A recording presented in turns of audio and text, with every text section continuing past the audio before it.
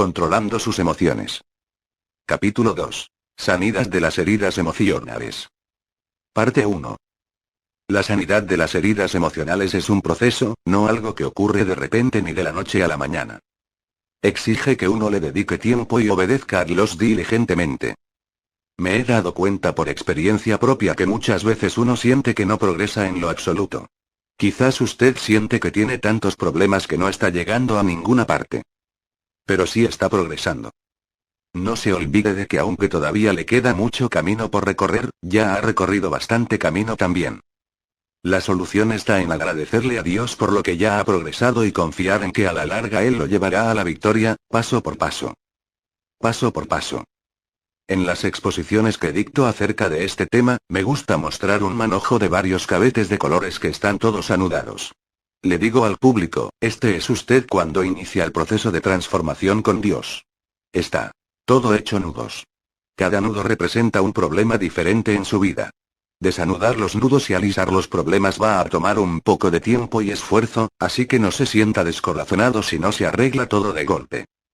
Todos tenemos muchos problemas similares, pero Dios no lidia con todos ellos al mismo tiempo ni con todos nosotros de la misma manera. Puede que el Señor lidie con una persona acerca de lo que dice, con otra acerca de su egoísmo y con otra acerca de su ira o su amargura. Si usted desea recibir de Dios una sanidad en sus emociones y sentirse completo en un aspecto de las mismas, debe darse cuenta que la sanidad es un proceso y tiene que permitir que Él lidie con usted y con sus problemas de la manera que Él quiera y cuando Él diga. El papel que usted debe desempeñar es el de cooperar con Él en cualquier aspecto con el cual Él desee lidiar primero con usted. A lo mejor usted desea lidiar con una cosa, y puede que Dios desee comenzar con otra. Si usted sigue su propio plan, pronto aprenderá que no hay unción alguna para lidiar con ese problema.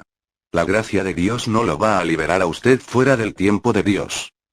Durante los seminarios que dicto le digo a la gente que sentir que el Espíritu Santo lo toque durante esta reunión no quiere decir que va a salir y formular un plan de 10 puntos para encarar esa situación.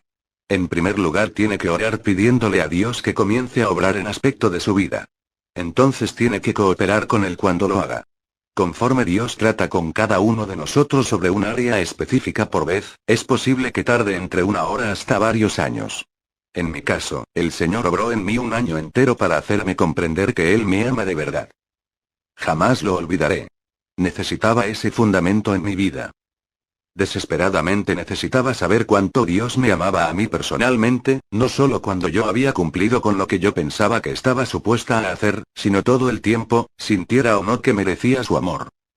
Necesitaba saber que Dios me amaba incondicionalmente y que su amor no era algo que podía comprar con obras ni con buen comportamiento. Como parte del proceso, comencé levantándome cada mañana diciendo Dios me ama. Aun cuando hacía algo mal, repetía en voz alta, Dios me ama. Cuando tenía problemas o pruebas, lo decía, Dios me ama. Cada vez que Satanás intentaba robarme la seguridad de esta aseveración, repetía una y otra vez, Dios me ama. Dios me ama. Leía libros acerca del amor incondicional y eterno de Dios. Meditaba sobre ello constantemente hasta que esta verdad se cimentó firmemente en mi corazón y en mi mente. Dios me ama. Por medio de un proceso de estudio y meditación continuas sobre este tema, ahora estoy arraigada y cimentada en amor, como nos alienta a hacer el apóstol Pablo en Efesios 3:17. Uno de los problemas que debemos enfrentar es que en nuestra sociedad moderna, acostumbrada a obtenerlo todo instantáneamente, tenemos la tendencia de saltar de una cosa a otra. Pensamos que todo se tiene que dar rápida y fácilmente. No seguimos haciéndole frente a un problema tenazmente hasta obtener la victoria en esa área. El Señor no es así, Él nunca tiene prisa y nunca se da por vencido. Él lidia con nosotros acerca de algo en particular, y entonces nos permite descansar un tiempo, pero no demasiado. Pronto vuelve y comienza a lidiar con algo más. Vuelve de continuo hasta que, uno por uno, desata todos nuestros nudos. A veces parece que usted no está progresando porque el Señor le va desatando los nudos de uno a uno. Puede que sea difícil y que tome tiempo, pero si usted se aferra a lo programado, tarde o temprano tendrá la victoria y vivirá en la libertad que tanto ha deseado. En algunos aspectos me sentí libre en unos pocos meses o en un año, pero había un aspecto de mi vida que me tomó 14 largos años vencer. Ahora, quizás usted no es igual. De terca, porfiada y cabezona como lo era yo, así que es posible que no le tome tanto tiempo romper el yugo que lo mantiene atado. Lo importante es recordar que, no importa cuánto tiempo tome, jamás se dé por vencido ni renuncie a sus sueños, siga adelante. Siga adelante. Lo más importante que Dios pide o exige de nosotros para resolver nuestros problemas es creer y seguir adelante. Estudie la palabra de Dios y pase tiempo con Él. ¿Qué más podemos hacer? El solo hecho de que tengamos un nudo en nuestra vida no significa que no lo podamos desatar nosotros mismos. De hecho, si no tenemos cuidado, podemos empeorarlos más. Demasiado a menudo durante nuestro propio esfuerzo por desenmarañar nuestros nudos lo único que hacemos es empeorarlo todo. En un momento dado de mi vida me encontraba tan enredada en mis problemas y en mis inútiles esfuerzos por desenredarlos, que no servía para nada, ni para mí misma ni para los demás. Mas, una vez que aprendí a dejar que el Señor manejara los problemas y a cooperar con Él, las cosas empezaron a funcionar mucho mejor. Ahora soy libre en Jesús y puedo ayudar a los que están tan atados y enredados como lo estuve yo. Los problemas que manifiestan las personas. Hay quienes han sufrido graves daños emocionales.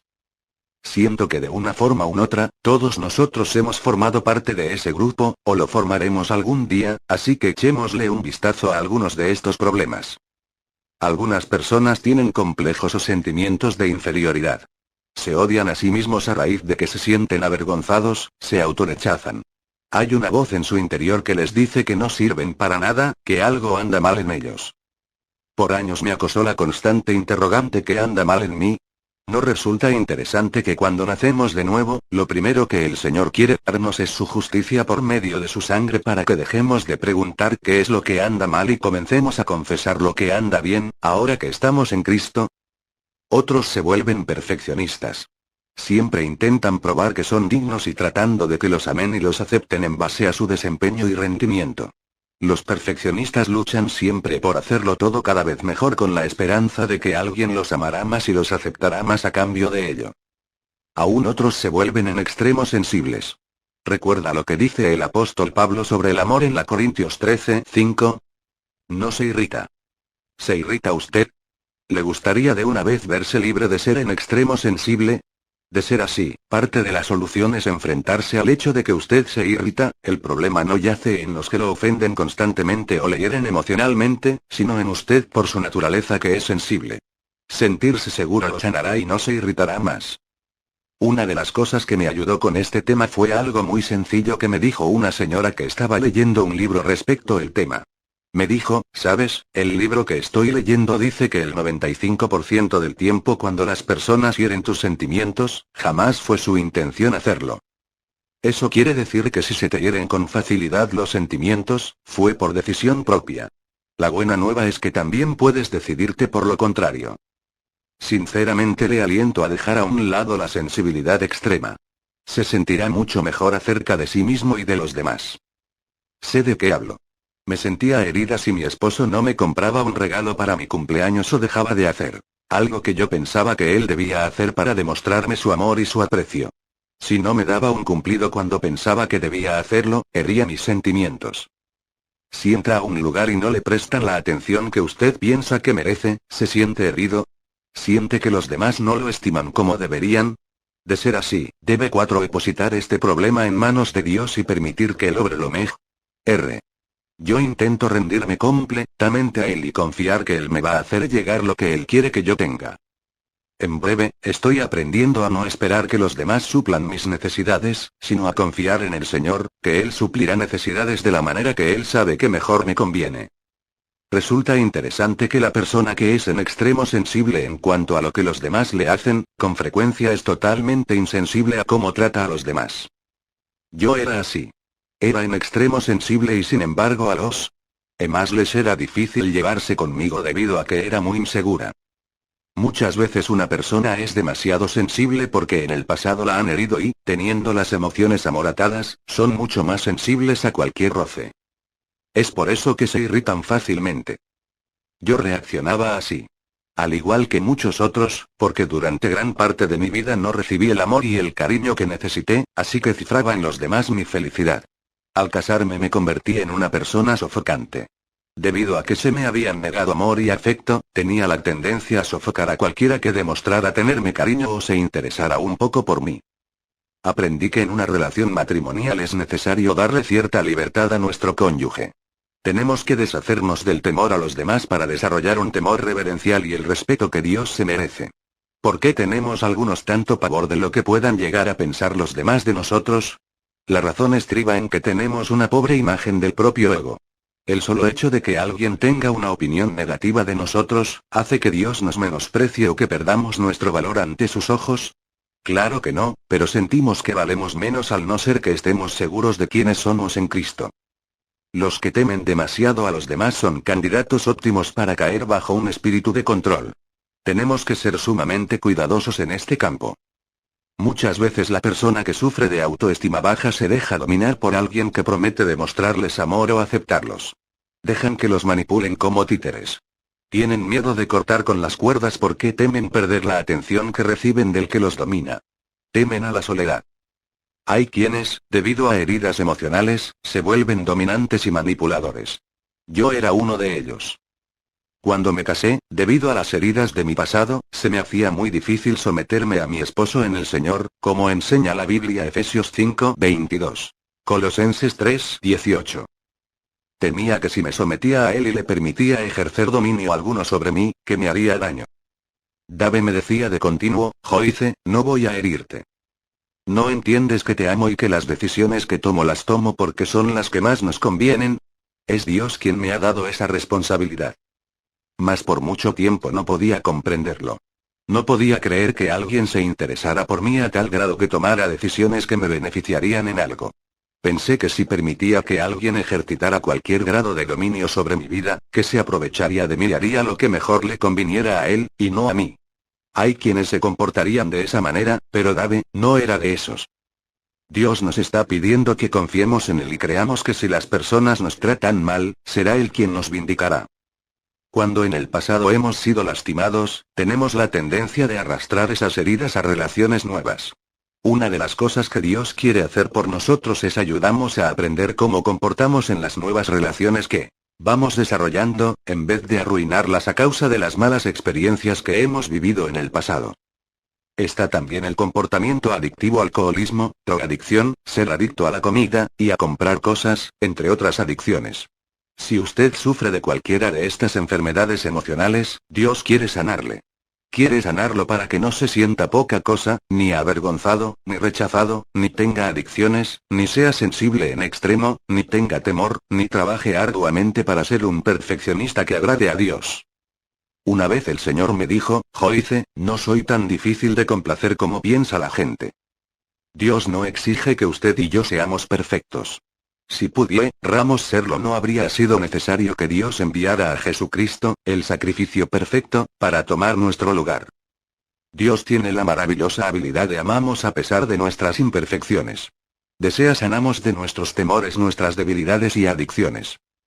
Pero para que ello logre, nosotros tenemos que estar dispuestos a ayudar. Esté dispuesto a recibir ayuda. Yo soy el camino. Juan 14:6. Hay muchas personas que han sido heridas tan profundamente, que están clamando por ayuda. El problema está en que no están dispuestos a recibir la ayuda que necesitan de parte de Dios. La verdad es que, no importa cuánto querramos ni necesitemos ayuda, jamás la vamos a recibir hasta que estemos dispuestos a hacer las cosas como Dios quiere. Es increíble cuántas veces queremos ayuda, pero que Dios nos ayude a nuestra manera. Dios quiere que nosotros lo hagamos a su manera. En Juan 14:6 Jesús dijo, yo soy el camino. Mientras preparaba este mensaje recibí un entendimiento profundo de lo que significa esa verdad. Lo que Jesús quiso decir con yo soy el camino, es que Él tiene una cierta manera propia de hacer las cosas, y si nos sometemos a su manera, a su camino, todo nos saldrá bien. Mas con frecuencia luchamos con Él y le llevamos la contraria, intentando que sea Él quien siga nuestro camino y nuestra manera. No funciona. Por ejemplo, en nuestro ministerio les informamos a las personas, tienes que meterte en la palabra de Dios, tienes que leer y estudiar la Biblia diario. Si no, no conocerán cuál es el camino de Dios ni cómo recibir su ayuda. ¿Cuántas veces las personas se han parado frente a mí ante el altar y me han compartido todo tipo de cosas terribles que les están ocurriendo en la vida y cuánto están sufriendo, y yo quiero ayudarles, y, sin embargo, se rehúsan a hacer lo que se les pide para que puedan recibir la ayuda que necesitan? Yo les pregunto, ¿estás metido en la palabra? Pues, no, la verdad que no. ¿Te congregas? No siempre llego al culto. ¿Con qué frecuencia asistes a reuniones espirituales similares a esta? De vez en cuando, quizás una vez por año. ¿Escuchas cintas de enseñanza bíblica? Tengo 4 o 5, pero nunca las escucho. No siempre va así la conversación, pero por lo general es una situación al azar.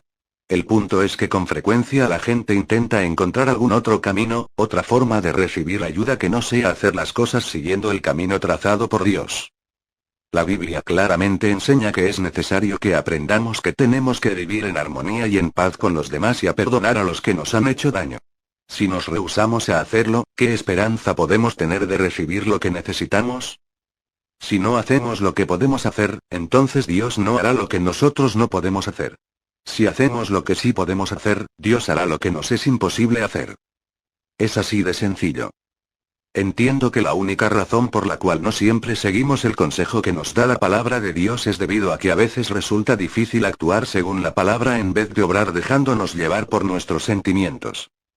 Recuerdo cuán difícil fue para mí la primera vez que el Señor me dijo que tenía que ir donde mi esposo y pedirle perdón. Pensé que me moría en aquel preciso instante. Mi carne protestaba, vociferaba y despotricaba en mi interior. De la manera en que me habían maltratado cuando era joven, se me hacía en extremo difícil someterme a nadie, y menos a un hombre. Pensaba que si finalmente tenía algo de dominio sobre mi propia vida, no estaba a punto de arrodillármele a nadie. Ni pensaba demostrar lo que, por lo menos para mí, era una señal de debilidad. Ahora me doy cuenta de que el Señor estaba pidiéndome que mostrara mansedumbre, fortaleza bajo control, y no debilidad, sometimiento ante el dominio de otro. El mundo nos dice que si nos humillamos, pedimos perdón por nuestras faltas, y hacemos lo necesario para lograr la paz, que somos débiles y estamos permitiendo que los demás hagan con nosotros lo que les da la gana. Pero Dios dice que eso es mansedumbre, no debilidad. Cada vez que Dios busca utilizar a alguien, busca a una persona con mansedumbre y humildad. Solo este tipo de persona obedece a Dios continuamente. La Biblia dice que Moisés era el hombre más manso que había sobre la tierra cuando Dios lo llamó a la obra que tenía preparada para él. Números 12:3. Lo único que tenemos que hacer hoy es igual a lo que hizo Moisés: obedecer. Obedezca la palabra. Pero sed hacedores de la palabra, y no tan solamente oidores, engañándoos a vosotros mismos. Santiago 1:22.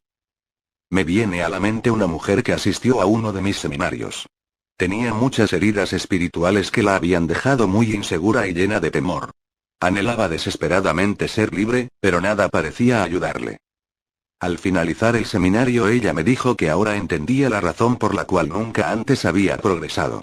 Me dijo: Joyce, me senté con un grupo de señoras quienes habían tenido mucho de los mismos problemas que tuve yo en mi pasado. También tenían problemas emocionales, pero paso a paso Dios las había ido librando. Conforme las escuchaba, oí que decían: Dios me guió a hacer esto, y lo hice. Y entonces me guió a hacer esto otro, y lo hice. Me di cuenta que Dios también me había dicho que hiciera las mismas cosas que les había dado a ellas. La única diferencia entre nosotras es que ellas lo hicieron, y yo no.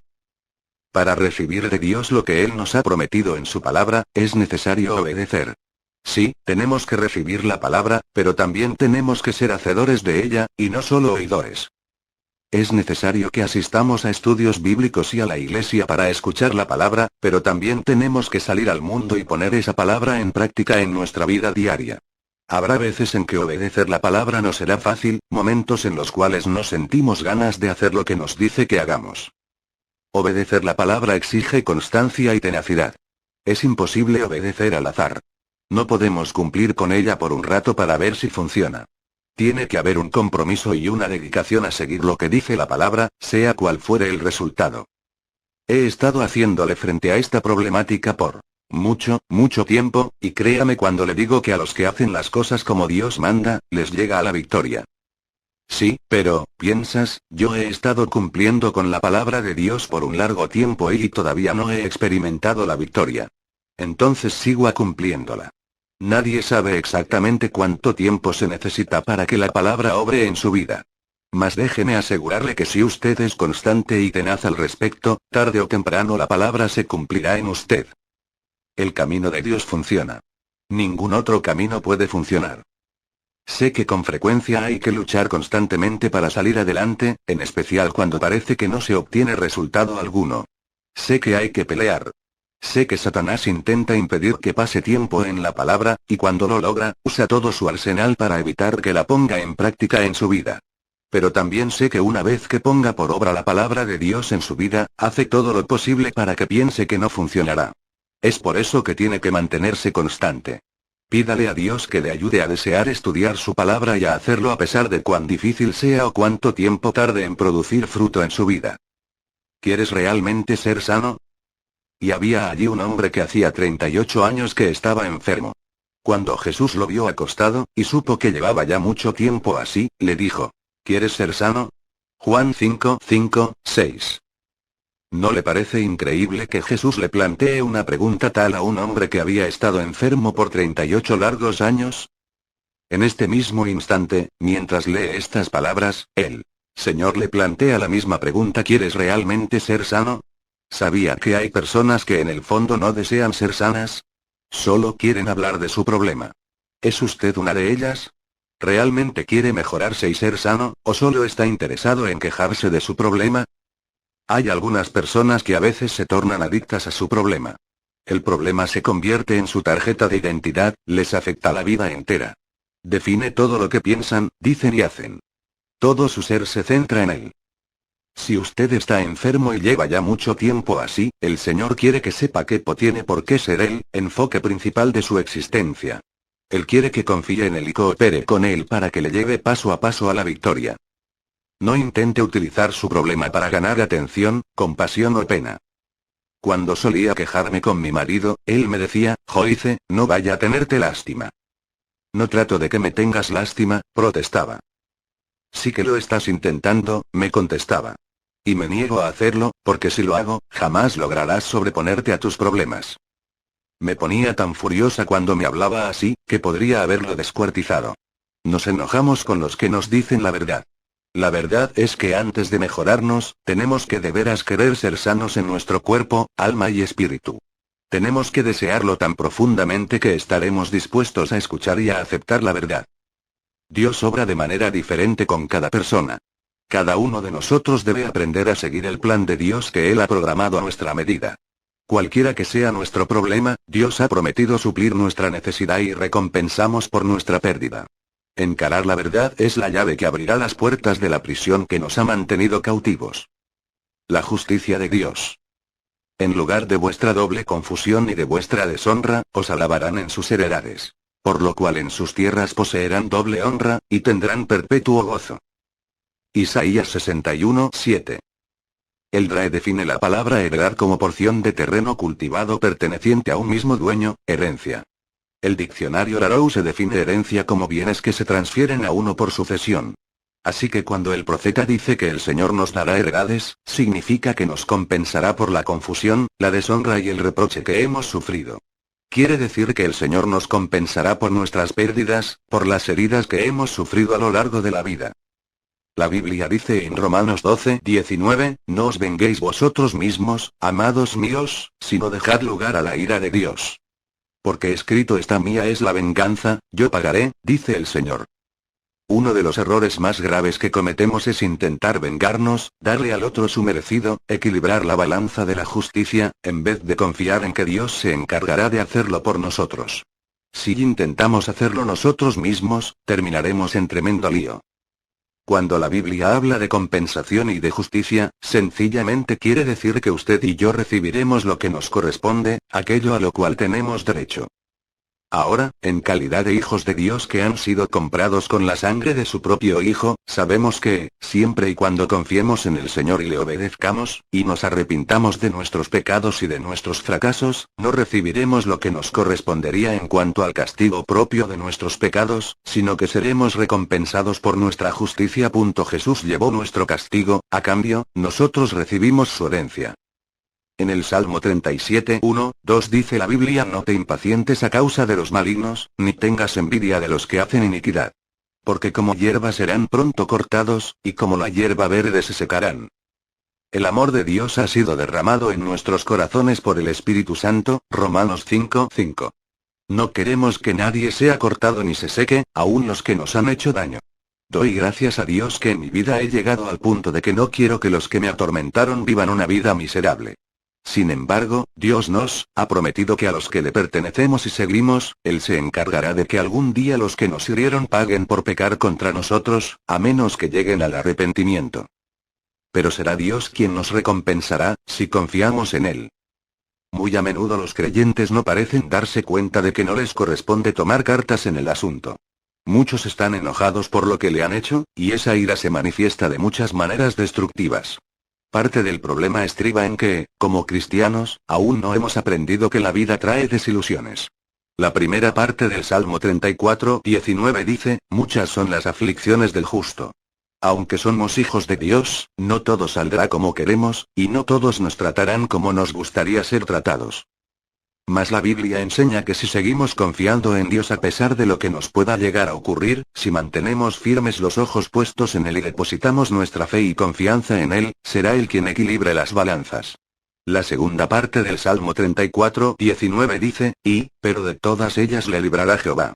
La hora llegará en que todas las cosas caerán en su lugar. Nuestros enemigos serán recompensados por todas sus artimañas, y nosotros recibiremos una doble porción por todo lo que hemos perdido y sufrido. Vale la pena esperar que se cumpla la verdadera justicia. Una gran recompensa.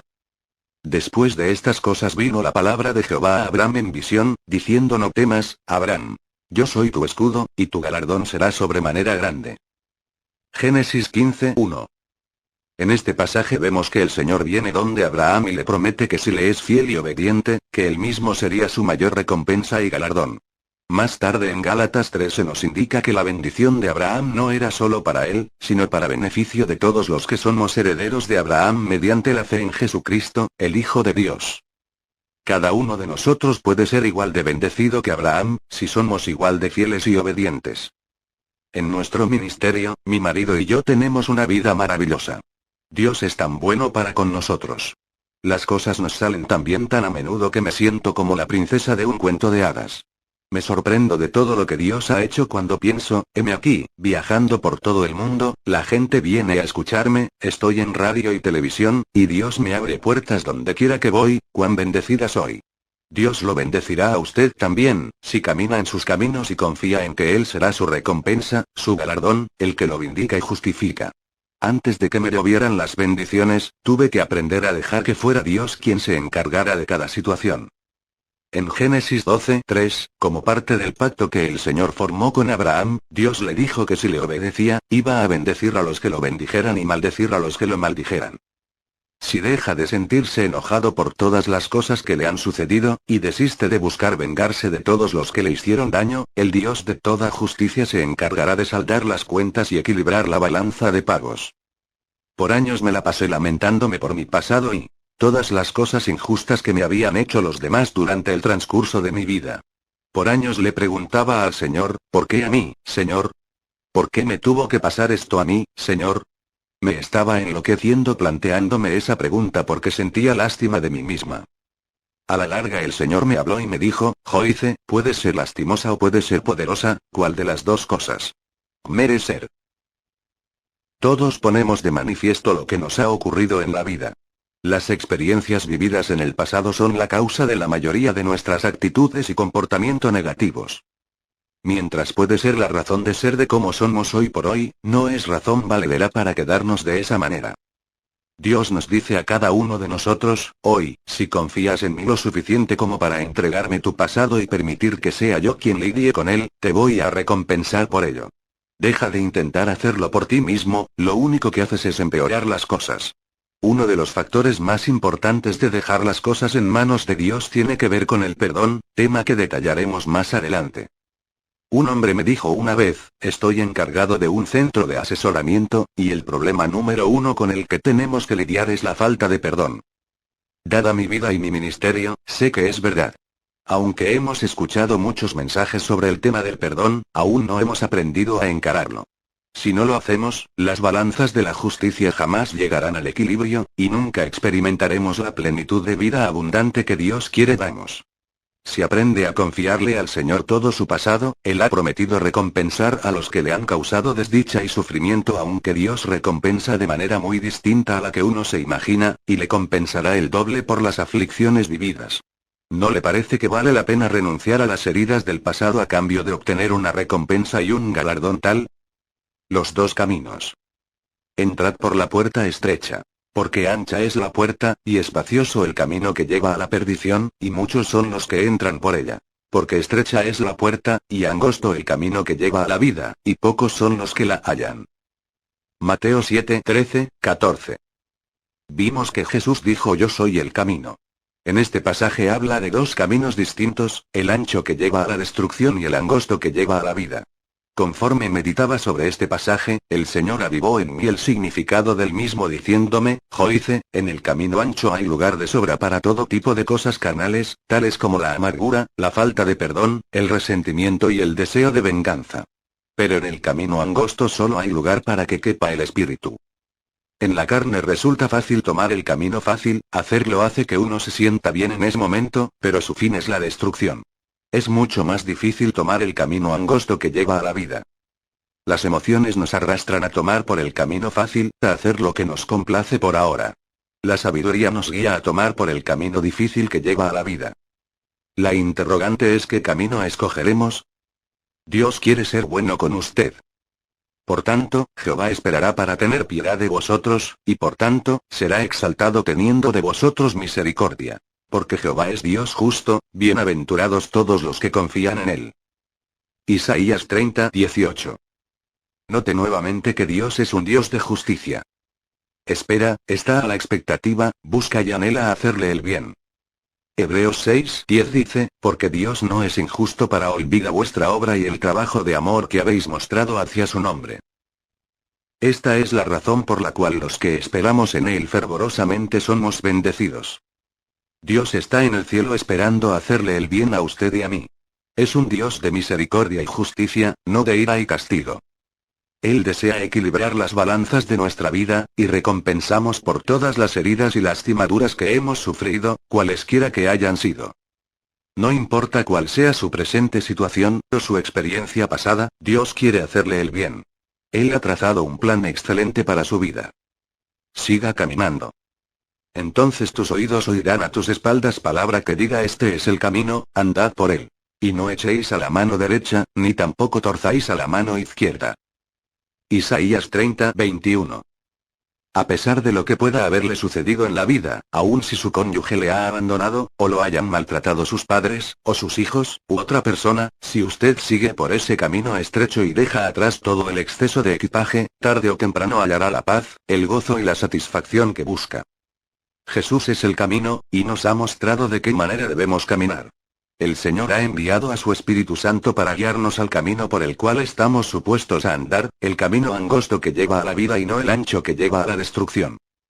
Tenemos que seguir andando en los caminos del Señor. No nos cansemos, pues, de hacer bien. Porque a su tiempo segaremos, si no desmayamos. Gálatas 6, 9. La Biblia no promete que cuando hagamos el bien vamos a cosechar de inmediato la recompensa, pero sí nos asegura que si continuamos haciendo lo correcto, con el tiempo seremos galardonados. Dios dice: mientras la tierra permanezca, no cesarán la sementera y la siega. Génesis 8, 22. Podríamos parafrasear este versículo de la siguiente manera: mientras la tierra permanezca, habrá temporadas de siembra, de espera, y de cosecha. Tenemos que ser igual de pacientes que el agricultor, quien planta la semilla y permanece a la expectativa de la cosecha. Espera ansiosamente y habla acerca de la cosecha. Si usted continúa por el camino que el Señor ha preparado para usted en su palabra y por su espíritu, tanto en esta vida como en la eternidad, disfrutará de la recompensa que recibirá por todo lo que ha sufrido. Así que siga caminando por el camino angosto que lleva a la vida plena y abundante. Si te gusta este canal, ayúdanos a seguir subiendo audiolibros y suscríbete. Comenta abajo qué libros y de qué autor quisieras que subiéramos. Muchas gracias.